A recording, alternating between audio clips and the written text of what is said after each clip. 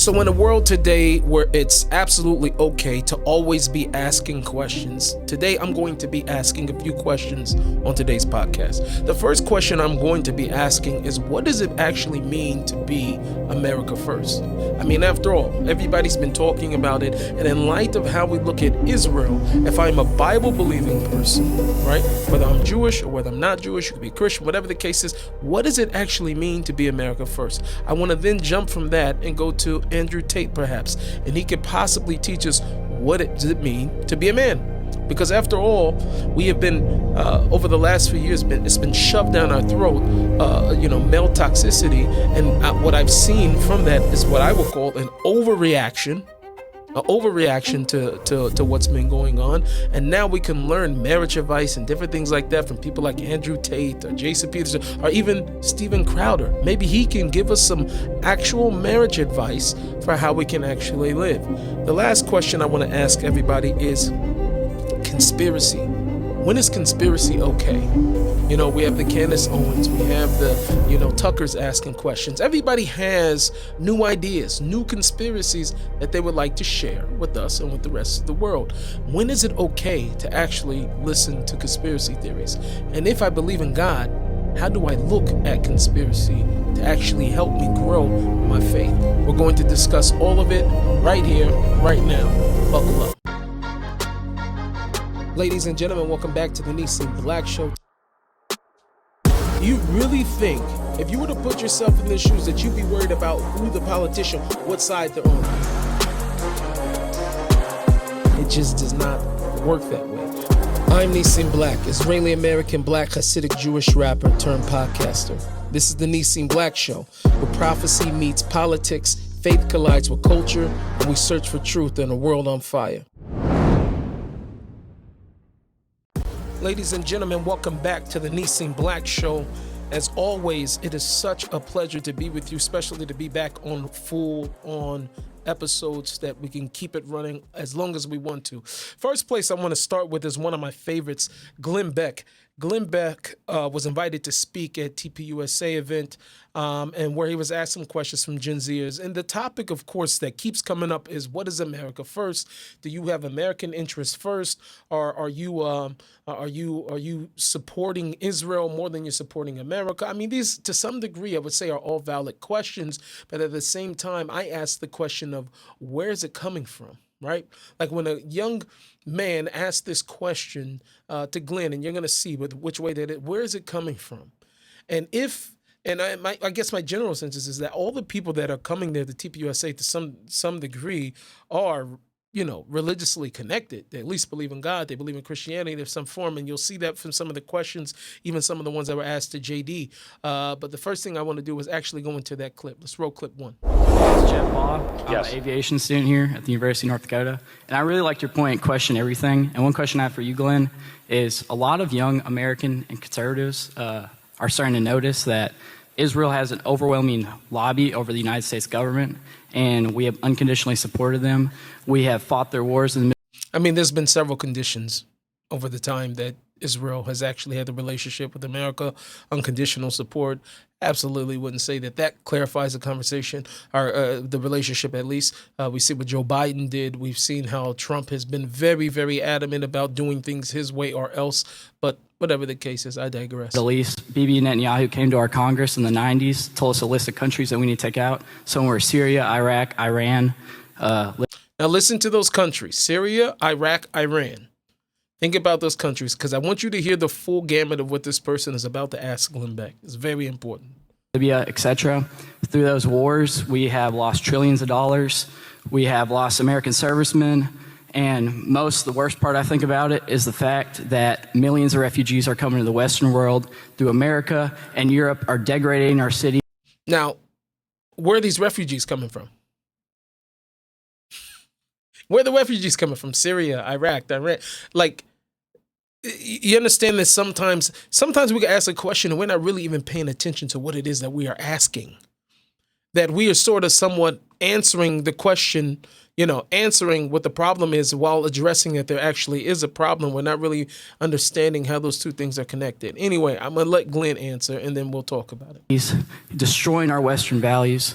The U.S. Can I wait? If you have more, let me just, because that's a long list, and I have a very short attention span. So let me just answer some of those here, and then you can continue your encyclopedia of questions, and I appreciate it. Let's see. Israel has a lobby. Yes. And you know who has a bigger lobby all around the world? The United States of America. It is in each country's best interest to lobby. Don't blame Israel.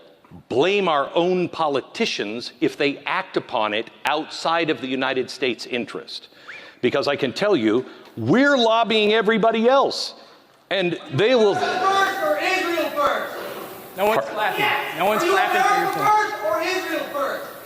Says nobody's clapping for your point. You see, we live in a world of where the validation comes from other people, at least the Gen Zers for sure. This is why you've had so many suicides from, from online cyberbullying and Facebook and Instagram and all these other things, is because the validation comes from other people. Now, did Glenn Beck actually need people to clap in order for his point to be valid? He didn't. But for them, it was only valid if other people actually clapped on the point, because if they clapped on the point, then that validation says that he was actually saying something that was right. But these are ridiculous things. This is what we're talking about. In the same breath of you asking a question that, to some degree you want it to be, an educated question in order that you will receive an educated answer, and then you reduce yourself to wondering whether or not he has validation if somebody claps for him. I'm sorry, I just point these type of things out because they bother me, that matters, whether or not somebody actually clapped. But listen to what Glenn has to say. Easy question. Charlie was America first. What are you? Charlie was starting to notice about the Israel lobby. Could I answer my question? Could I answer the question, please? First of all, I'm an American first and always.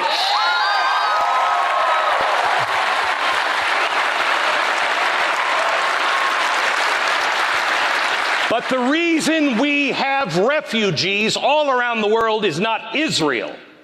It is a global system of people trying to take down the West. They are trying to just hold your peace for a minute. This is why I said, Charlie, I can't do this. What is happening is we have Islamists occupying our countries. The next war that you will face. You know what our first foreign war was? Against the Barbary pirates. They were the Islamic pirates, okay? Mm-hmm. Jefferson, when he ended that war, because nobody had the stomach for it, he said, I gotta warn you, everyone should read the Quran. He actually had I have a copy of it, printed Quran, printed for Americans to read. He didn't put out little teeny clips. He wanted every American to read the Quran. He said, because I'm telling you now, this is our first foreign war. But if we don't pay attention, I guarantee it will be our last foreign war. That is coming, whether you like it or not. And this is where the West, over and over again, fails to realize you're not dealing with we tend to believe all the time that other people are just like us, and there is a different value system of those who believe in Islam. There's a different value system, specifically of those who come from these Arab countries. It's a completely different set of rules, completely different set of ethics, and what's morality and what's not, right? So at one point they could scream because of what they would call the degeneracy and of women walking around not fully clad, which is a problem of a lack of immodesty and everything else. It's true, no doubt about it. But at the same time, turn around and marry a 9-year-old and a 7-year-old and whatever the case is, and you look at that and say, well, that's pretty inconsistent with but you understand this, it's a different value system, a different morality. And as long as the West fails to realize that, yes, this will be the last war. That is a plan well laid out. And yes, George Soros is a big part of it. I was the man who taught America about George Soros.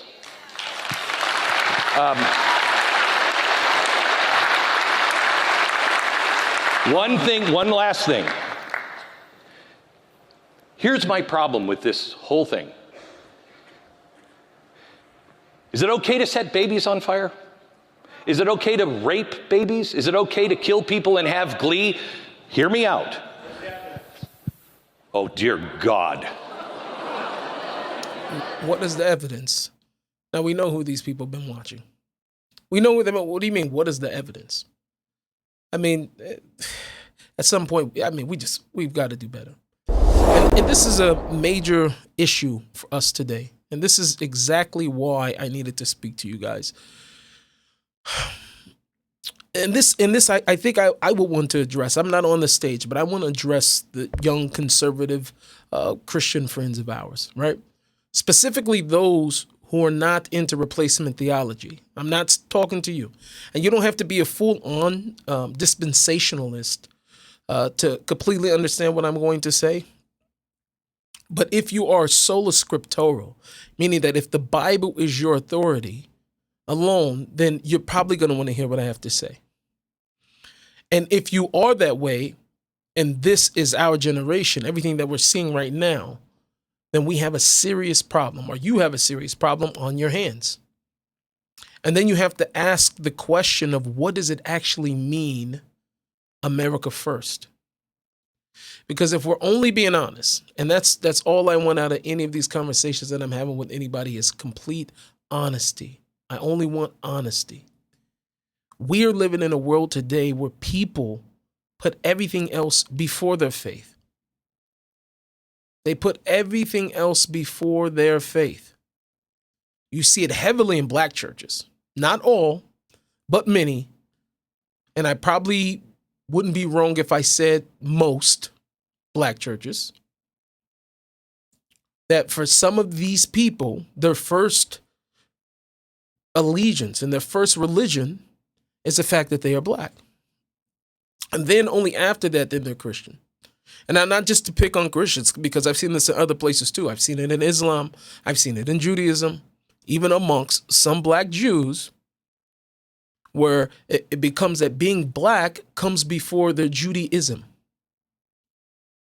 And this isn't just for us. This isn't just for you, but that in itself becomes a major problem.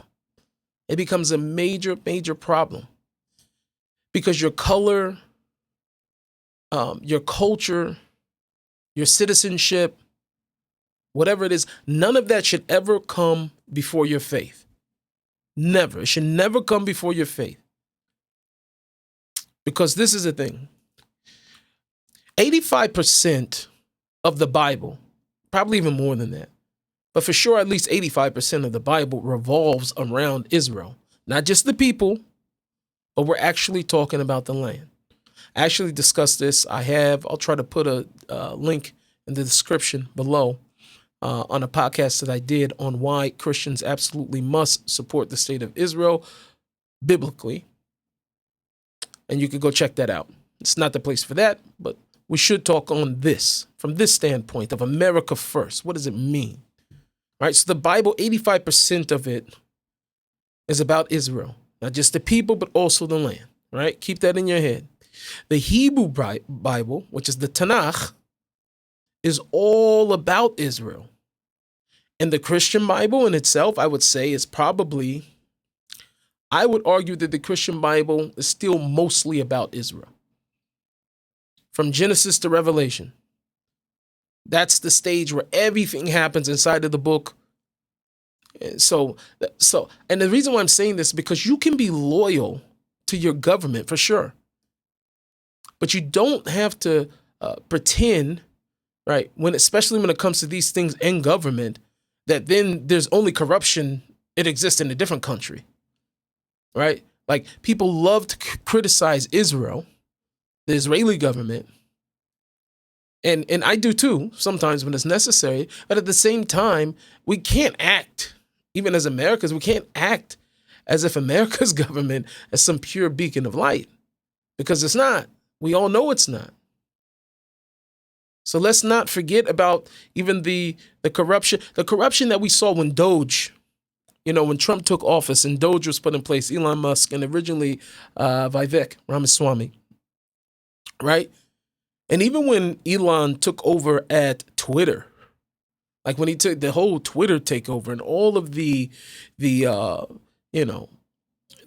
collusion and the exposing of censorship and collusion, the government agencies manipulating information to the media. They were running interference for all those who were in power. You're talking about mass corruption. You saw full-scale corruption underneath Joe Biden the moment he took office. But honestly, the truth is that is only the surface. So yes, you have the absolute right to be critical of Israel's leaders. But don't be hypocritical about America's. That's one point. Now, the other part, as a non-Christian, I'm not a Christian, I'm an Orthodox Jew. I can still tell you this. The Hebrew Bible, which makes up the first 24 books of the Christian Bible as well, it is entirely Jewish, entirely centered around Israel. Even the Christian Lord and Savior was Jewish. Every single person around him was Jewish. They lived, they walked, talked, prayed, and died in the land of Israel.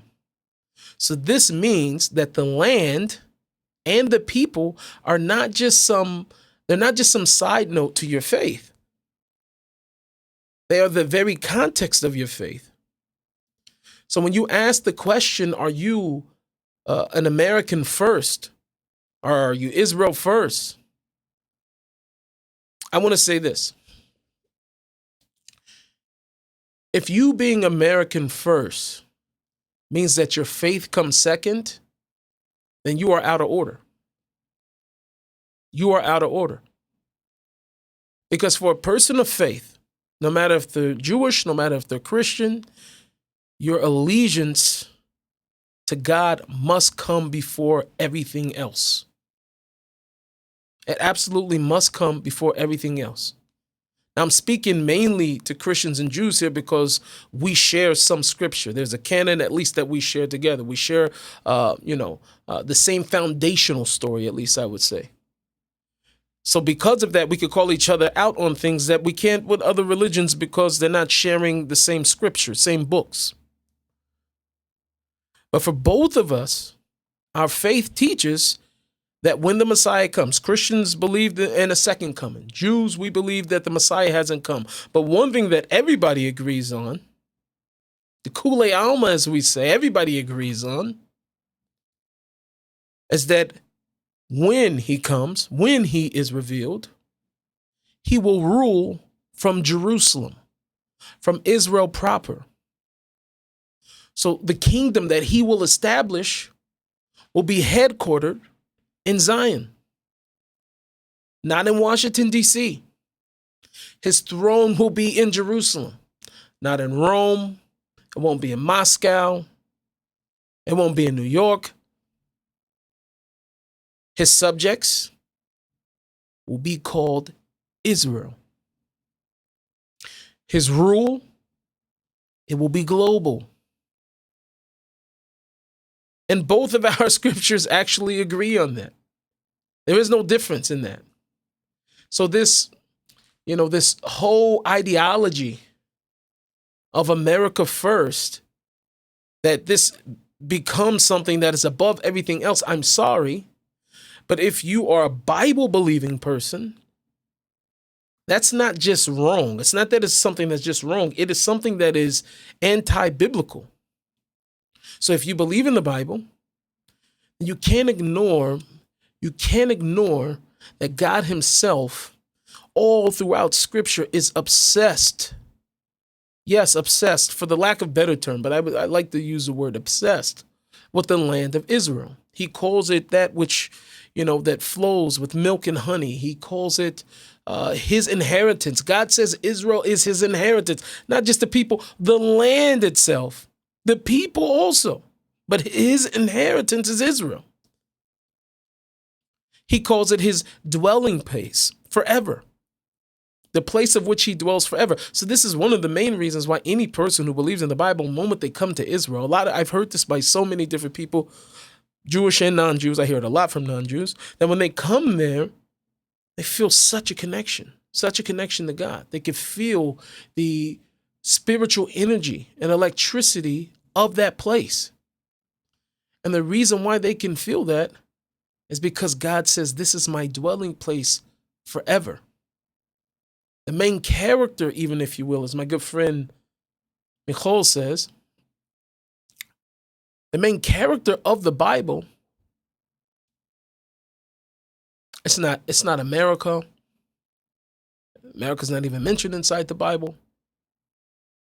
And even if I was to take the Christian scriptures, even amongst the Christian scriptures, it's still, even the main character, I would even argue, is not even the church. It's Israel, both the people and the land. Again, so 85% of the Bible is about Israel. And that tells you what's important to God. See, because you can always tell, and I've said this a lot, you can always tell what's important to a person by that which they speak about the most, whatever comes out of their mouth the most. If you spend enough time with someone, you'll know what they love, you'll know what they value, you'll know what they serve, you'll know who they serve. Same goes for God. His revelation to the world, if we call the Bible the basic instructions before leaving earth, as many people try to say, that God actually gave, he talked about Israel constantly.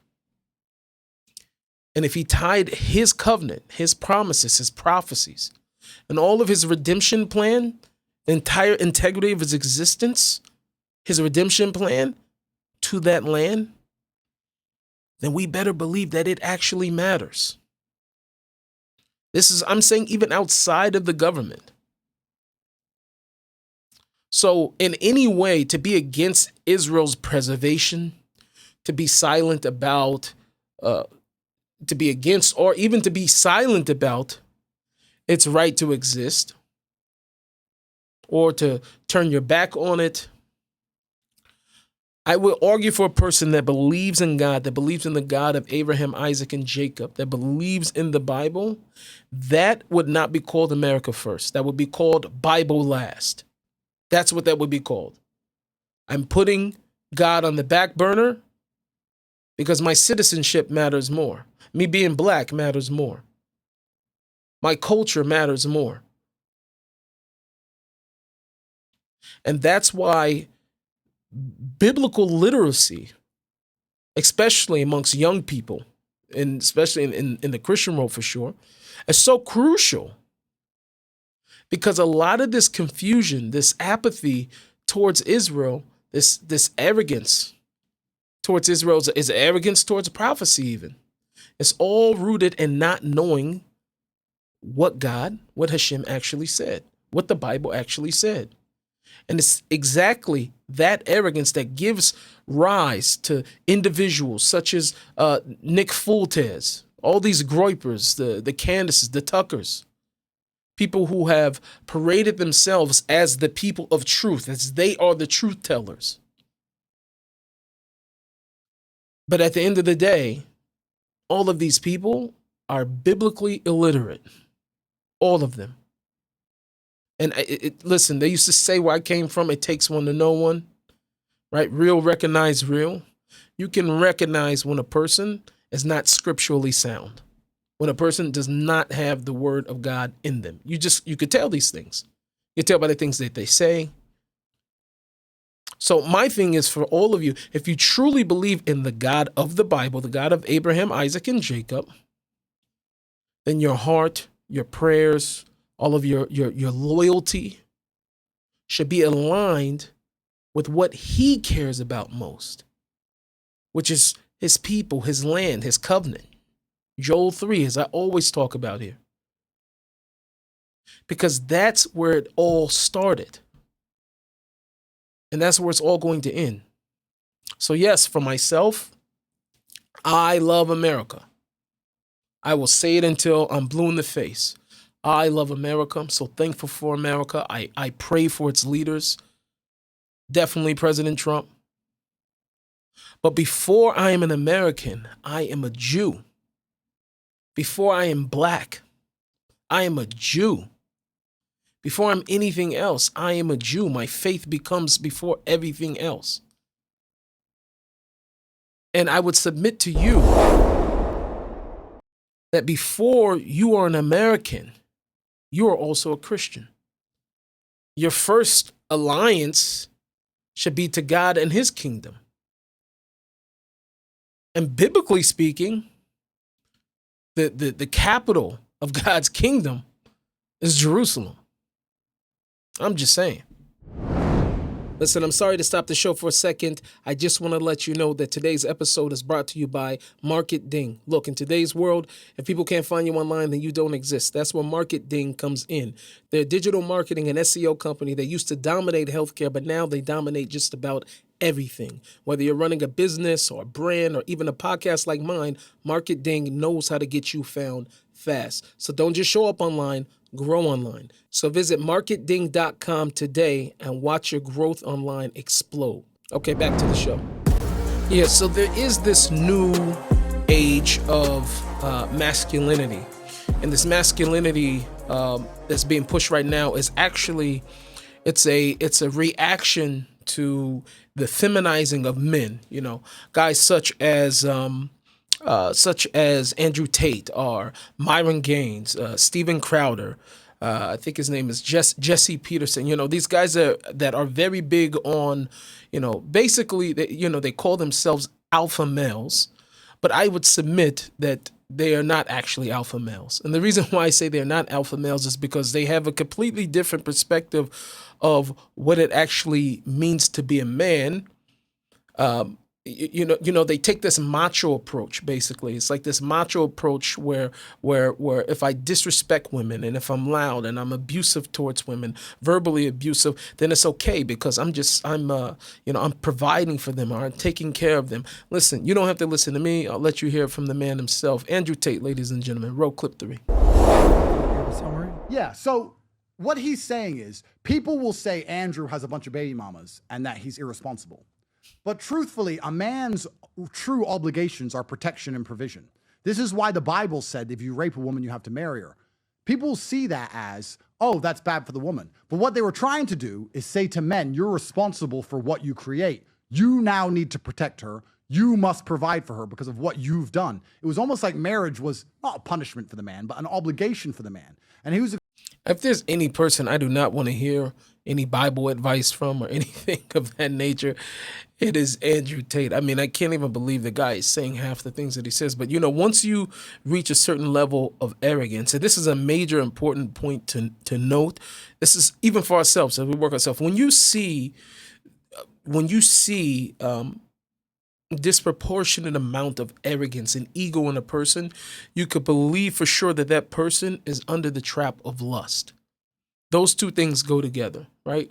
Lust, overwhelming lust and debauchery and all of these things go together with ego. So you will always find people that are like Andrew, that believe very highly of themselves, right?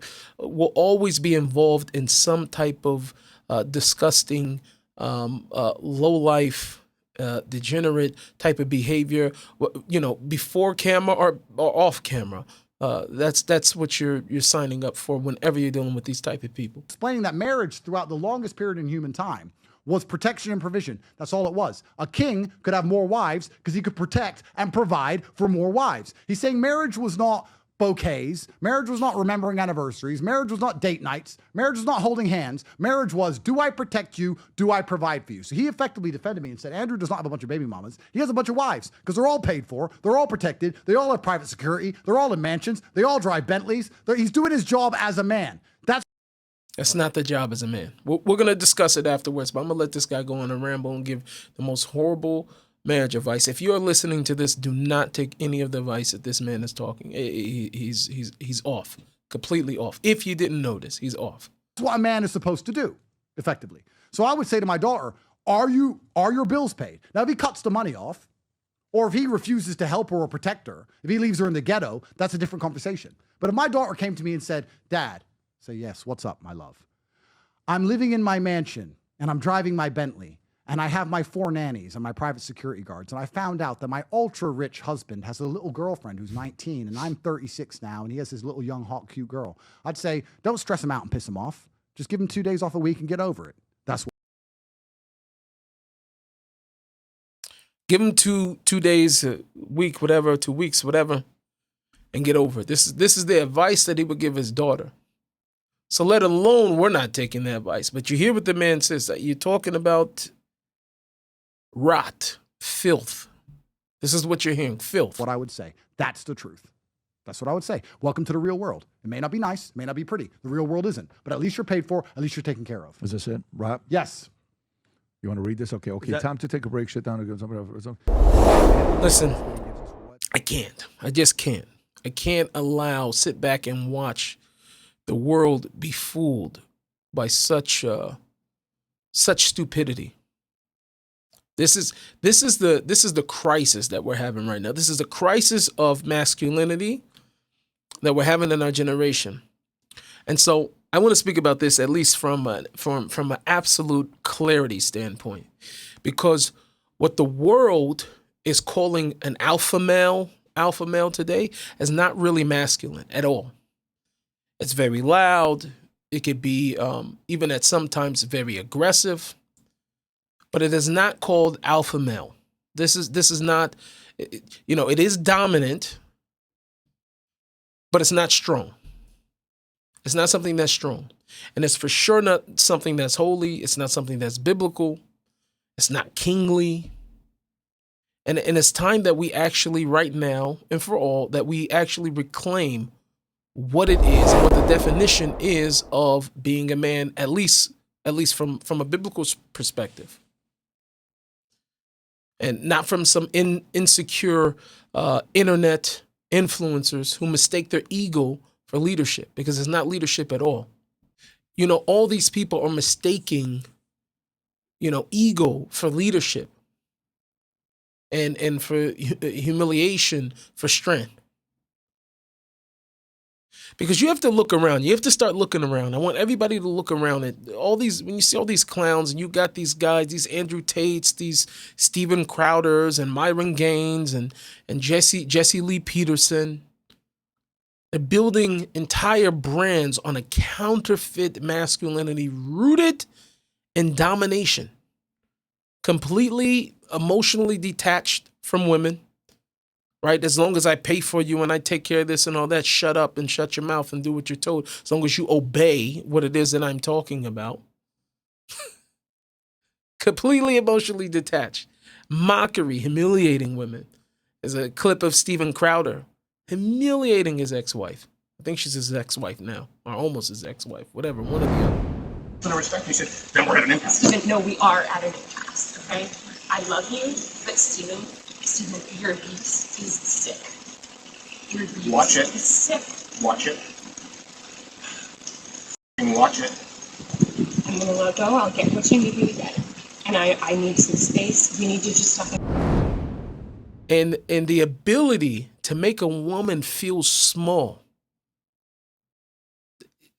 That's masculinity. That's what it is to be a alpha male. That's what it is. I don't listen to women. That's an alpha male. What the problem is, at least, is that these guys are reacting to a real problem. Yes, masculinity has been under attack. No doubt about it. Yes, feminism and the transgender ideology, they've all tried to erase what it actually means to be a man. And yes, the culture in itself has demonized fatherhood. All of that is true. But the response to counterfeit femininity, I hope I'm saying that right, femininity, is not counterfeit masculinity. Right? So women would say, oh, she's a feminist. So that means, therefore, she could degrade her body, wear whatever she wants or doesn't want. If she doesn't want to wear clothes, she doesn't have to wear clothes, whatever the case is. And she can go out in that type of way. And that is her expressing herself. She has the right to do this. She is a woman. And so, therefore, that femininity right, which is really a counterfeit, has to now be combated with masculinity that is also really a counterfeit. That's really what it is. There's no other way to explain it except for that this is counterfeit. It's an overreaction to something that's been going on.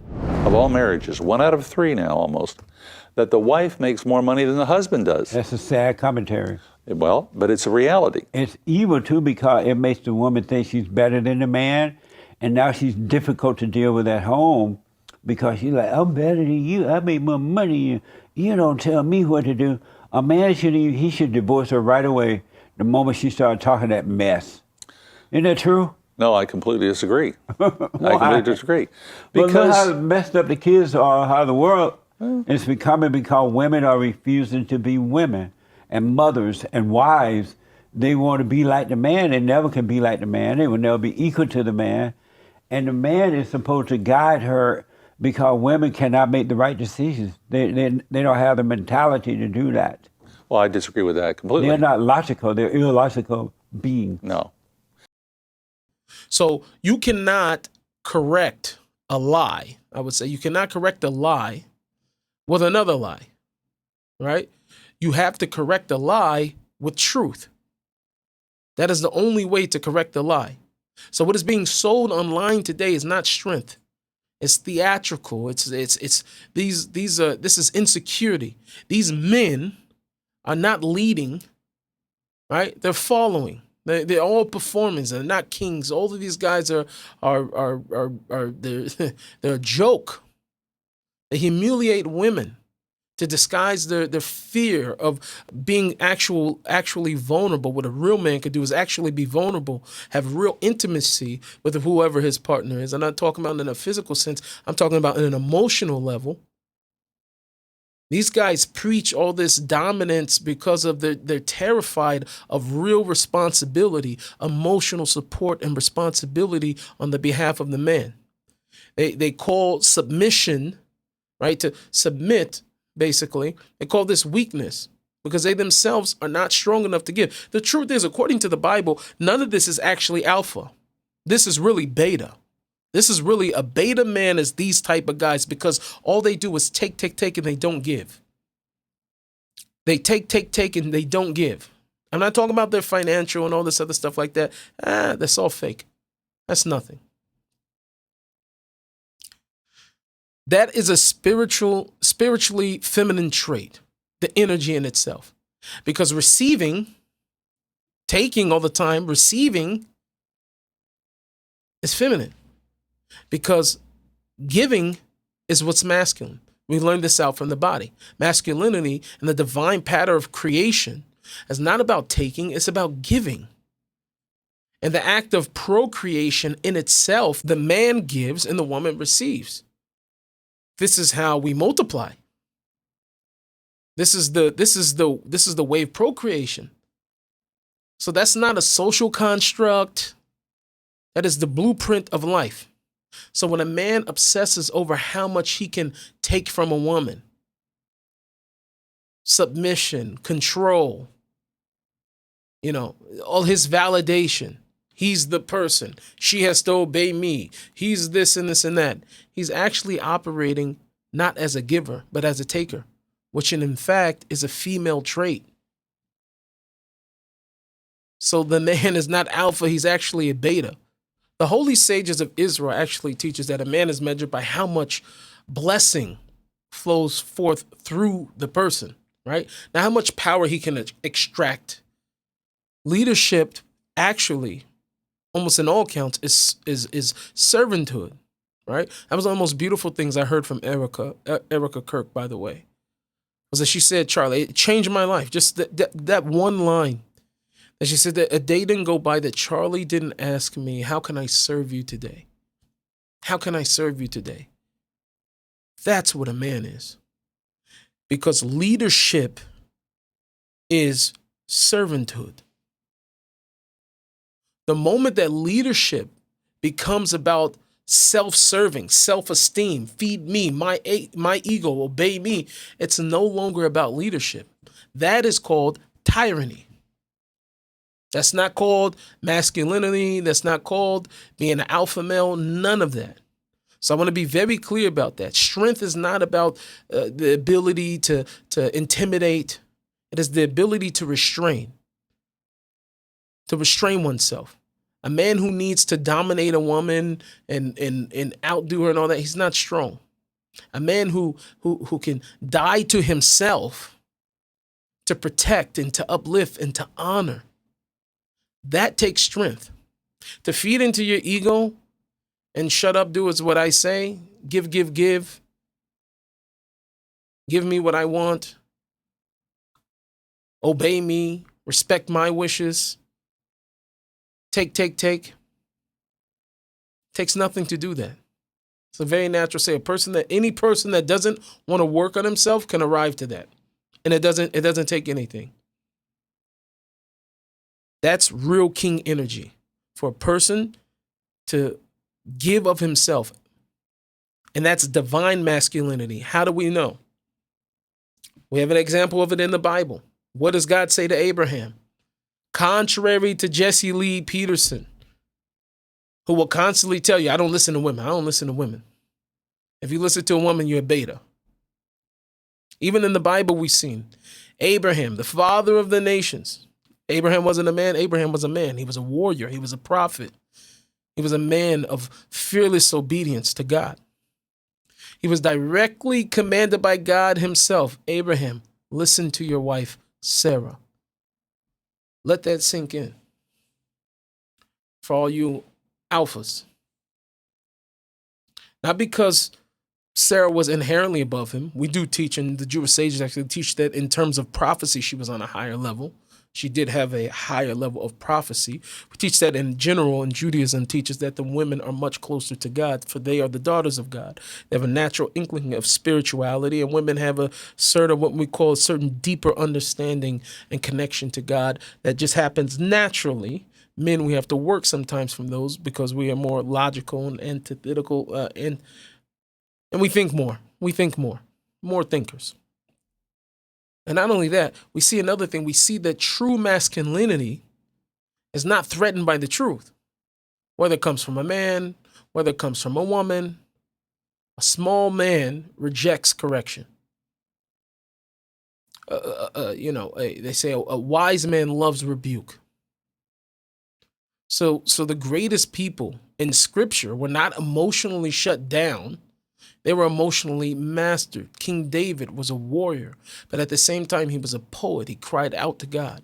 He was a man of much of his emotions and his feelings. Same thing was Moses. He was the strongest leader, the most humble person, right? But he was the strongest leader that ever lived, but yet he was called the most humble person on earth.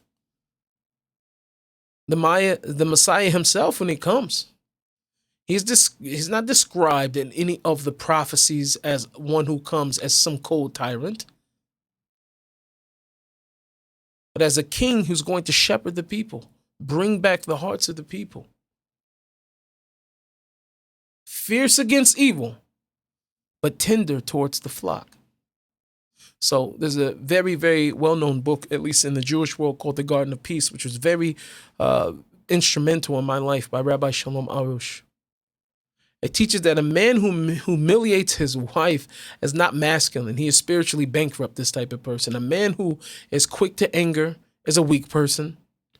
A man who demands honor is a person who's insecure. He needs all the time to have honor.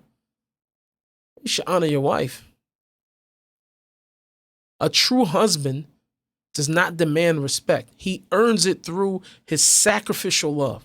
That he's giving of himself, the patience, consistency, being unshakable, and his fear of heaven to do what it is that God called him to do. He protects his home spiritually, emotionally, physically, not as a dictator, but as a pillar of faith. That is what a man is. This monosphere teaches that, how to win an argument. That's what they want. How to be strong. You stand up, put her in her place. But Hashem himself teaches, the Bible in itself teaches men how to win heaven. How to win heaven. It's a big difference. So this fake alpha male movement is people who are all terrified of love and vulnerability, right? Because love will actually reveal. Love exposes the self. Love forces a man to face his own spiritual condition. So it's always going to be easier to be a tyrant and to dominate than it is for a person to sacrifice himself for the will of others. It will always be the highest level of manhood is self-sacrifice and not self-indulgence. God himself, the way that he is with us, for we are the bride. Right? On the Mount Sinai, the Jewish people stood as the bride of God, received a marriage contract certificate, which was the Torah. God is our king and ultimately, collectively, is the husband of the Jewish people and the husband of Israel. So the Bible never would ever once define masculinity by how loud you speak, but rather how faithful that you will be, that you will serve, even those that are around you. So true masculinity is not about taking. It will always be about giving. So this is enough with this. This is spiritual poverty. To listen to people like him, Steven Crowder, of anything, for sure not to take any marriage advice from them. And then as far as women naturally respond to that. They naturally will give back to their husband once he's giving. But we cannot remove or change the natural way of order. That is not called the alpha male. So all of this thing is toxicity. That is exactly what they were fighting in the first place with feminism and all this transgenderism, which is a complete cancer as well. But what the problem is that today we are overcompensating for disgusting and illegal ideas that creep in. So we start overcompensating by going to the other extreme. And you have a Myron Gaines talking off in his mouth and all these other things. Like it's got to stop at some point. It's got to stop at some point. We have to figure out some way to come to a regular balance of understanding, okay, this is wrong, but I don't have to go to this extreme. Even feminism, right? Yeah, even as a woman, it's important for you to be a woman. It's important for you to do. But, women go out of their roles, so to speak, is when men go out of theirs. And I'm not talking about just providing and all these other things like that. It's just when men want to be honored and they're not giving honor and they want to take and they want to be on the receiving end, right? Then you start to have this thing where women also shift. And this is what we see, that as we go, so does the rest of the world. Starts with men. God created man first. And then he created woman. Then he created them both, man and female. So it starts with man. But then we see that this thing shifts out and it takes out. And I'm telling you, this stuff is toxic. So if you go in the way of the Andrew Tates, or if you go in the ways of the Steven Crowders you are not an alpha if you go in their way. You will definitely be a beta. That's not what a real man is. Hey, right now here in the land of Israel, our children are facing two battles. Not only the battle that has them running to the safety rooms, but also the war inside of the classroom. At Kol Koreh, they help children with dyslexia and other learning disabilities find their voice and their confidence. But today, unfortunately, they've already been turning away families, and these are families who desperately need their help. These kids, under the pressure of war, now face the possibility of losing the one place that helps them to learn and to grow and to believe in themselves, and we cannot let that happen. This is our chance to stand with Israel in a very real and tangible way to help keep these children learning, and even in the darkest times. So please go to kolkoreh.org right now and give whatever you can. Your support will go a long way, and it will help change a child's life for sure. Okay, next up really is this new age conspiracy thing that's just seems to be literally just taking over the right now, and I don't understand how this thing even happened. I'm being honest with all of you. I don't know how it happened.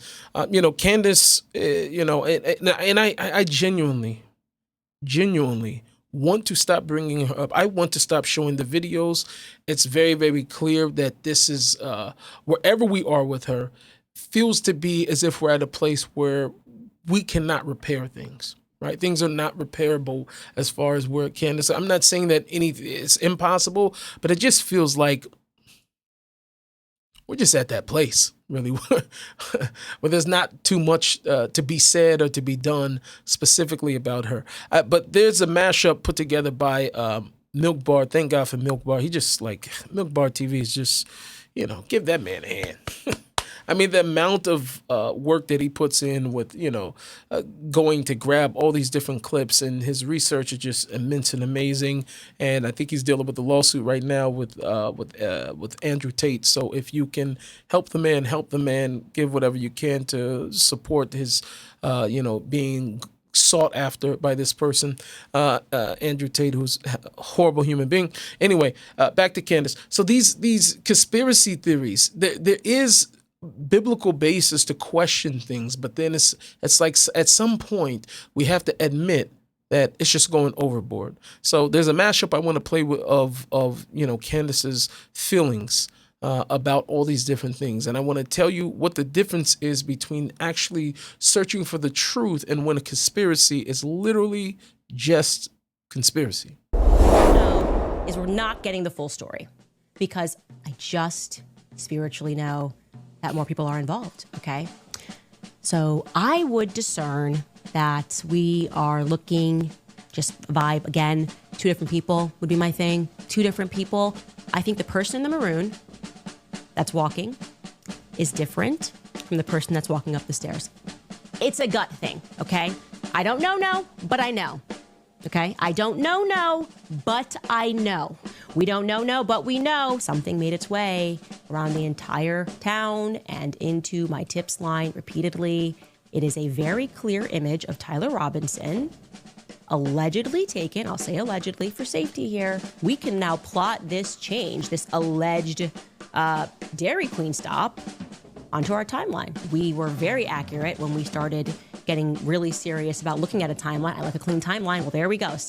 So I hope you're all noticing the pattern. Like, the pattern up until this point has been all about feelings. We don't know, but we know. Like, we don't know, but we know. But I know, right? But I don't know, but I know. I mean, whatever that's supposed to mean, right? But I just follow the pattern of how we're actually coming to this truth. 38 p.m., we get this confirmed photo, or I shouldn't say a confirmed photo, an alleged photo. He writes, since Trump got into office, my dad has been pretty die-hard MAGA. There's something here for everyone if you want to take the low-hanging fruit and think of this as left versus right, right? So if you're like, on the right, you're like, I need to blame the left, then it's like, whoa, the trans thing is here. But if you're on the left, you need to blame the right. Well, dad was a die-hard MAGA. It's so fed. It's just so federally written. It's amazing. So chaos right here. Says to Lance, allegedly, quote, I worry about Prince. I had to leave it, referring to the rifle, in a bush where I changed outfits. Wait, changed outfits? Somebody commented, men don't say outfits. That's a woman thing. Okay, yeah, that's true. I would say I changed my outfit. A man does not say, you just say you changed clothes. You would not say an outfit. Outfit is very girly. Okay, so is this AI or is this a female fed that put these messages together? We're not feeling like it's Tyler Robinson, that's for sure. I can get close to it, but there is a squad car parked right. It's disheartening. It's disheartening to see. Anyway, this is beyond Candace. There's a conspiracy crisis that's really happening right now. That's what we're living in. We're in a conspiracy crisis. And by and large, because of the distrust that we're having right now with the media, but we are in somewhat of a crisis. And the unfortunate part about it is it's just as dangerous as the media. Just as much as the media was being manipulative, this is also manipulation. It's the equal opposite, right? Just like we just talked about with masculinity. Like this is an overreaction.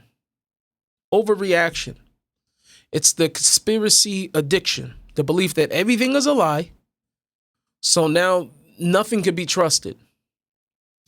And there is a such thing as a healthy skepticism. And healthy skepticism is a God approach. It's a biblical thing. A person's called to test things to see if they're true. We were told that God gave us a system of how we'll know if a prophet is true. It spells it out in Deuteronomy. He says that even if a prophet comes and prophecy does come to pass, he tells us what to look for. What's the litmus test? If after all that dreamer of dreamers tells you to go in the opposite way of Moses, you're not allowed to believe him. So God always put things in place for us to be able to have what we will call healthy skepticism. But then there becomes a problem when it becomes conspiracy as something else completely.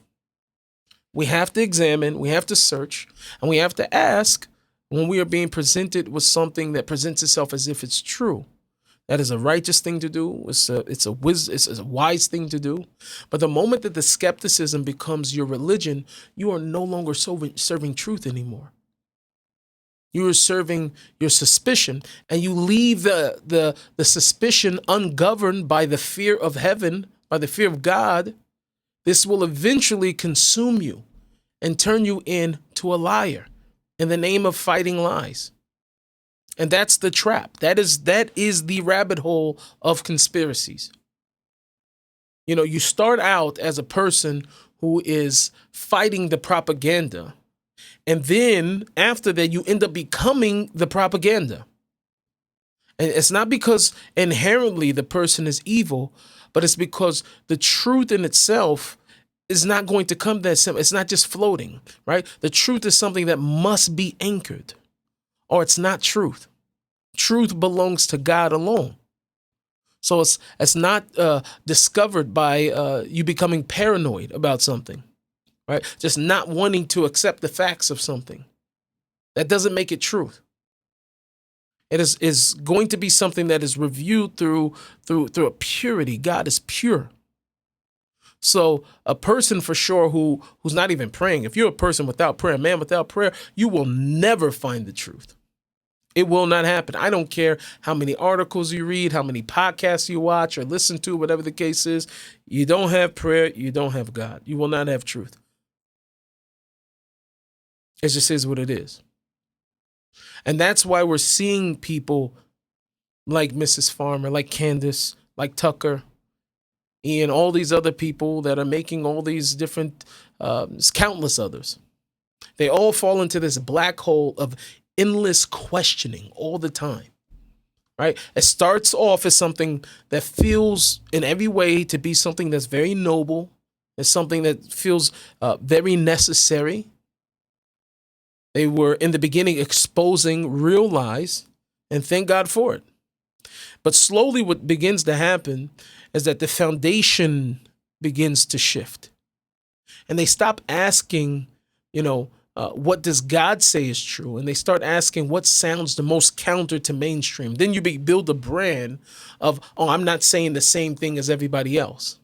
Right? Not realizing that you are becoming the very propaganda that you were fighting against. And that right there, specifically, this whole entire idea, this is how you lose your soul, while a person is thinking that they're gaining the intelligence. Because, when you rebel, or when rebellion comes, when it becomes your compass, right, is the fact that, I'm already different than everybody. I'm going to give a different perspective. When that becomes your compass, right? At that point, to error will be inevitable. You are going to encounter errors. And even if you find out about them later, you won't fix it. You won't fix it because you are the bearer of the different idea. The media lied. That's true. The media lied and it lies. The governments lie. True. But the truth is not born and will never be born from whatever they say. I'll believe the opposite. I automatically, it must be something else, right? That is not called discernment. I don't care how many times you write it up. That is not discernment. That is a reaction. It's which causes a person to be enslaved to the algorithm is what it really does. And that is still letting the enemy from within even choose to take over the battlefield of a person's mind. You become, to some degree, you become possessed. That's what it is. You become possessed. And then you start rejecting reality, even when the reality is right in front of your face. You will reject it.